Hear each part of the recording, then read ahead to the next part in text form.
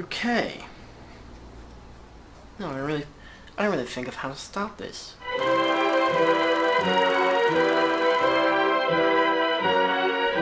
Wrong? Welcome to a set of reviews here to exploit you. To enlighten you about old classic films like Dracula, which is today's review. The 1931 film. I know, my first movie review when I'm going way back in time to early cinema. No, this isn't for exploitation because, you know, the new Mummy, the whole new Dark Universe and whatever, it just made me think, God, I need to watch a good film. So I figured I'll start with the classic films. Start with the first one produced, which is Dracula from 1931 with Bela Lugosi as Dracula. Holy goddamn, is this a good film. Now, of course, the easy complaint for some people is, oh, it's black and white, who cares? Or, I mean, that's just stupid of you, to be honest. My only criticism about it being in black and white is the fact that you can't really tell if it's daytime or nighttime, but that's it, and that's not, you know, on part of the filmmaking. It's just, that just happened to be the problem back in the day. So I do have a criteria for each of these reviews. I will be talking about acting. I will be talking about... I don't know how much of... I can't actually really... Okay, I'm good now. Sorry. I don't want it to be much glare on my glasses from the little piece next to that projects the image. So I have to have it literally on reverse. It's me watching myself upside down. You have no idea how weird it is.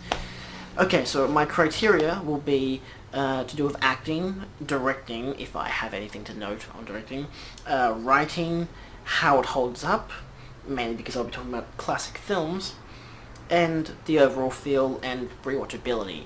I do have this will be my first video and I guess a prologue into what I will be doing for film reviews. So I will be starting with these classic monster films. Unfortunately, I only have the DVD copies of Dracula, all of the Frankenstein films, all of the Wolfman films, and the one Mummy film.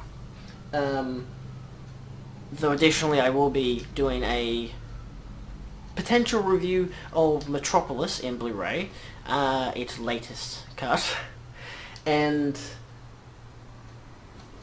possibly the Abbott and Costello mixes. I do plan to watch The Invisible Man and The Creature from the Black Lagoon, if I can buy them on Blu-ray. And that also includes if I can find the Abbott and Costello Meet the Wolfman and, you know, all those kind of films also on Blu-ray. So stay tuned. This might take me for the rest of the year to review these. In pockets, because I need to get paid. Not from this review, I don't monetize these videos, so yeah. And if they are monetized, it's probably copyright stuff, so I do apologize for any ads. Additionally, I will actually be moving on to Invaders from Space. There you go. A lot of classic B-movies that are really, really bad. Of which I've only seen one, which is Day of the Triffids, which is a decent film.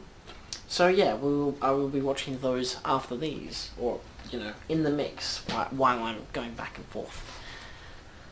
I've got nothing better to do with my time. I know.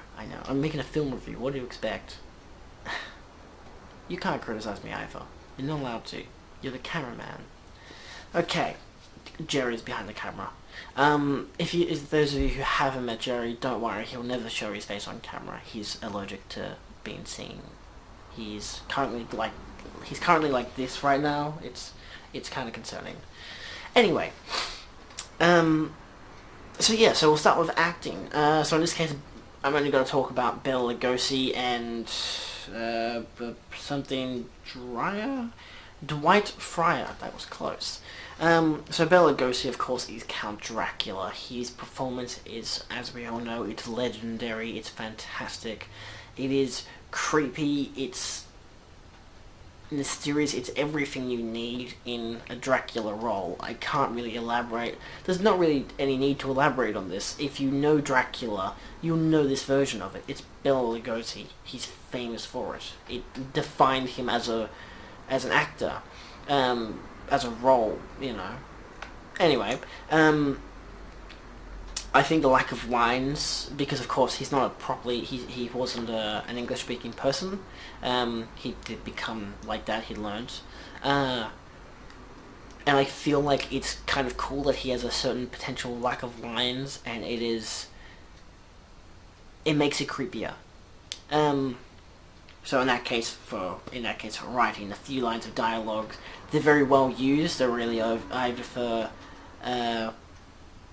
Really exposition, which is pretty much from Van Helsing, or it's to make things creepier, and I'll get into that because Dwight Frye, who plays Renfield, he's pretty much your main character at the start of the film, who goes to Dracula's castle and becomes his slave. It's no real easy way to say that, but gets mind controlled by Dracula there. That's how he becomes his slave.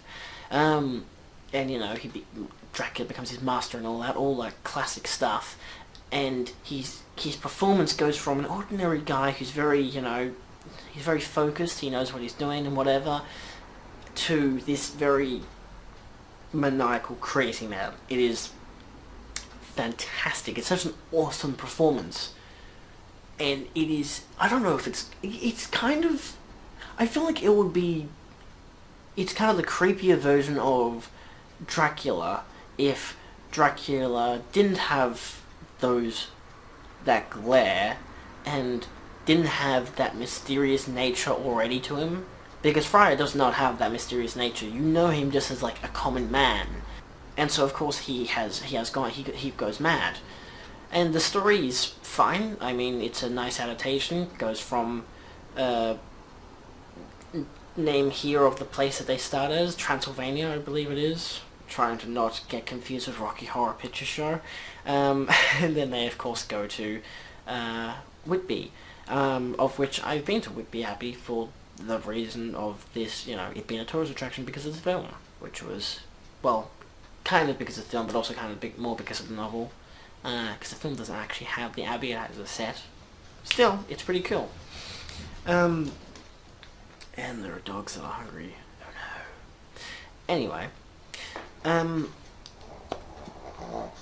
not really much I can say about directing. Of course, if you've seen the Spanish version, which was filmed literally at the exact same time, like they used the exact same sets and everything, there's a small documentary on this disc that actually goes into details how they, after the English people had filmed their stuff, they left for the night, and the Spanish people came in and filmed their stuff. And they'd be watching the Americans film theirs, and they were like, we can improve here and improve there and whatever. But the one problem with their film is that Dracula isn't Bela Lugosi, and he just doesn't have. He goes on, it's a nice performance and all, but it's just not as captivating as Lugosi is. Additionally, does it hold up? So I've talked about acting, kind of directing, I guess. It could have been a better shot film, to put it simply. I think the directing was fine. I don't think there was any off characters or anything. You even had your side comic relief of the maid and kind of butler, even though the last time you see them is really their only time that they make you laugh, and then they just go on for the rest of the film. It's fine. The maid fainting was hilarious. There's a hold up. The film is a classic. The problem is that because it's a 1930s horror, of course it scared audiences back in the day. I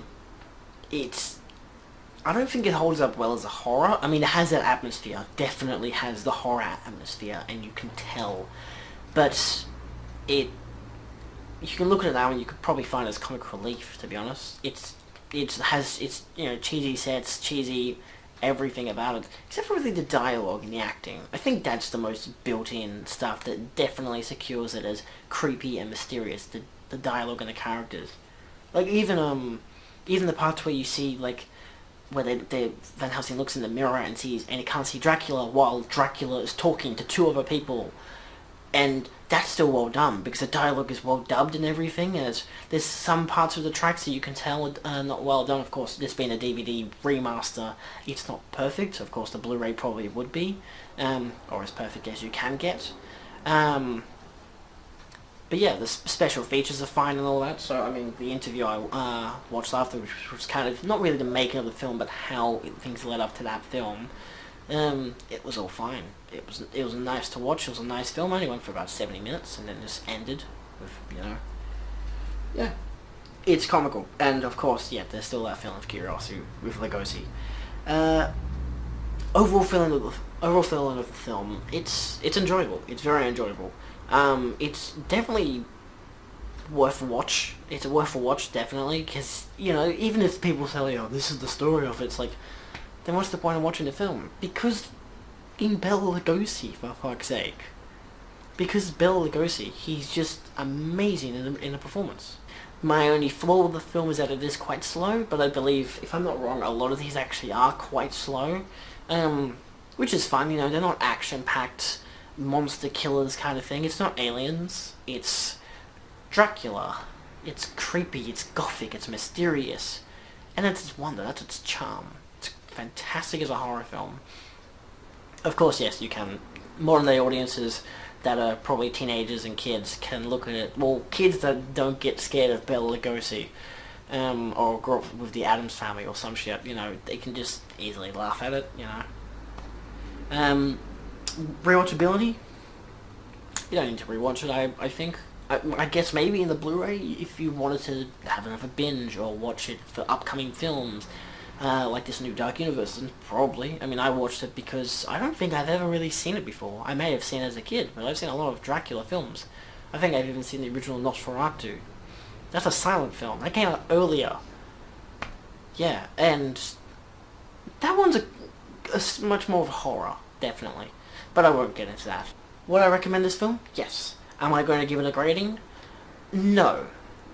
I'm not going to do that in my reviews. I'm not going to give it an A+ or a, my criteria is just like, look at these particular aspects as to what makes it a film, not a play, not a book. So I'm gonna grade this as a worthwhile film to watch. I'm going to give it 12 vampire bats out of 12. Because, why not? Yeah, we're done. Can we go watch The Mummy now? The old one, not the new one. Awesome. Oh my god, am I going to have to watch the Brendan Fraser Mummy films? I am not watching those films. Not again. I mean, I grew up with them, I like them, but, Goodbye.